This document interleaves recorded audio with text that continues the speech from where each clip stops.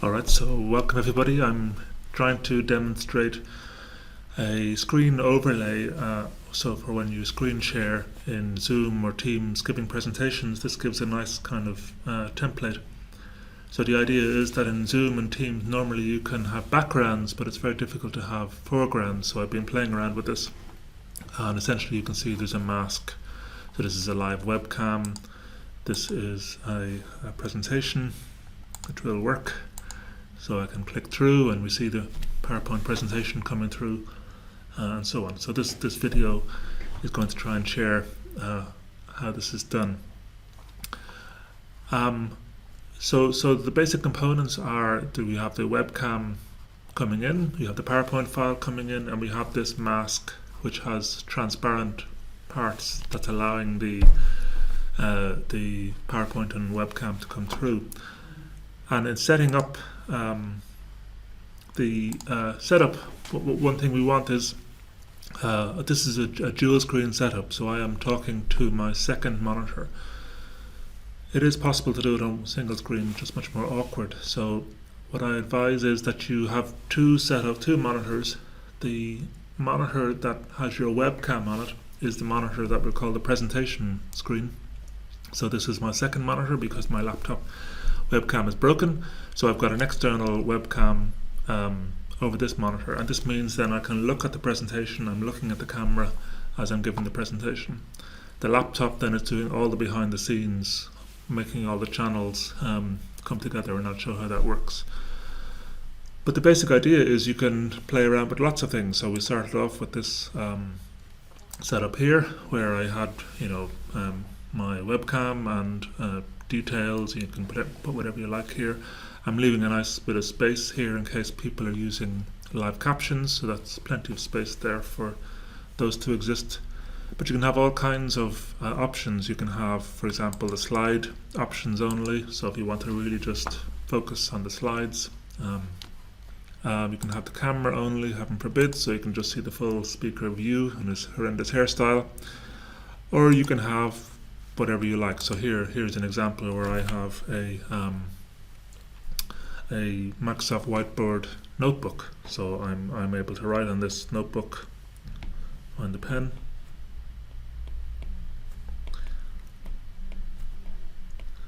and that's live writing. So this is Microsoft Whiteboard. It's a little bit frustrating because it shows that user pen, but you'll have whatever interface you like. Of course, you could use my patent pending, let me scroll back. You could use my patent pending camera on a teabag box, which captures handwriting as well, and this would just be a camera input into our system. Alright, so that's essentially how it looks. So what's going on behind the scenes? Well, I'm using software called OBS, which is free open source software. And what I've got, if I just move kind of the interface a little bit into the main window here, what I've got is, you can see these are all the scenes. So if I click presentation side by side, that'll bring me back to the main one. Presentation side by side, that's where I showed the little sort of setup here. That was a separate mask. I'm calling these masks. Okay, these are essentially image files that have the transparent window in them. Camera only, I won't show that again. Slides only, so we have the PowerPoint slide on its own, and then this is the PowerPoint slide that I'm making, that I have with the handwriting. Okay, so the question is, how do we make all this? Well, I'm going to share my screen now, this laptop screen, just to show you what's going on behind the scenes. Okay, so we are looking at the primary screen now. This is sort of behind the scenes, and as you can see, I'm looking at my laptop now, so I'm not looking at the webcam that's on the presentation screen. And this is OBS, very simple software despite its sort of slightly scary interface. And we can see what we have here are a series of scenes. I've already showed you those, and each scene has a set of sources. So essentially what we do is we make up scenes. What I'm going to do is just make up a new scene here. So I'll click to add a scene. I'll call it sample presentation. Okay, so now I've got to add in sources. So I click and add a source. It's easiest to add the mask first. So the mask is made, I made the mask in Adobe Illustrator, but you can make it in Microsoft Paint. So I'll add a new one, so I'm going to call it test mask. Okay, and it'll ask me to look for it. So here I have my mask files. You can see all kinds of masks that I've been making. The transparency shows just as a black square when you look at it in Windows. So I'll just pick one that I've made before. So here's one with a large and a small one. Okay, so you can see it's coming through, and the grey areas are the areas where we will have our other bits joining in. Alright, so now we need some other sources, so let's put in a PowerPoint file. So if I just minimize this for a second, I have Microsoft PowerPoint here, and a in slideshow setup slideshow, I've turned on browse an individual window, and that means then we can just have a bit more flexibility, because when I turn on this, then it becomes this show, but I can still access things around it. Okay, so that's my PowerPoint, and when I go back to OBS, I can add in a source here, and now I'm going to add in a window capture. So this is going to add an open window basically. So I've got PowerPoint already open, and I'm going to open it. Now, confusingly, I've already set this up as something called window capture. I should have labeled that PowerPoint. But if I make a new one, window capture 2, so I'll call it new PowerPoint, and press OK. So it's asked me what do I want to capture. Well, as you can see, I'm capturing Camtasia here. I don't want to do that. So I can choose PowerPoint, and here it goes. It's capturing that window, and I can press OK. And then it's just a case of resizing. So I just click on the PowerPoint and move that around. Now you can see the blue mask has just gone a little bit too big for the screen. So if I right click, sorry, I need to click, make sure the red box is around the blue mask. Right click, go transform, and fit the screen. That just makes everything nice again. And then click on the PowerPoint slide and just rescale that. Okay, now at the moment the PowerPoint is over the mask, so we need to move that mask up to cover it up. And there it goes. You can do a little bit of tweaking. This is the preview. This is what you're setting up. This is what it'll look like when we screen share. So you can see now I put in my mask and I put in my PowerPoint slide. So then maybe I want to put in something else. Well, let's just make this one different. So instead of the webcam here, I'll put in the Microsoft Whiteboard. So here I'm going to add again. My whiteboard is on a web browser, so it'll be a window capture. So again, I have Whiteboard already, but let's call it new Whiteboard. Oops, Whiteboard 2.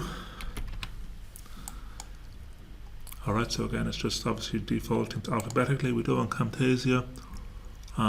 So we want Whiteboard, Microsoft Whiteboard. And there we go. That's the Whiteboard option.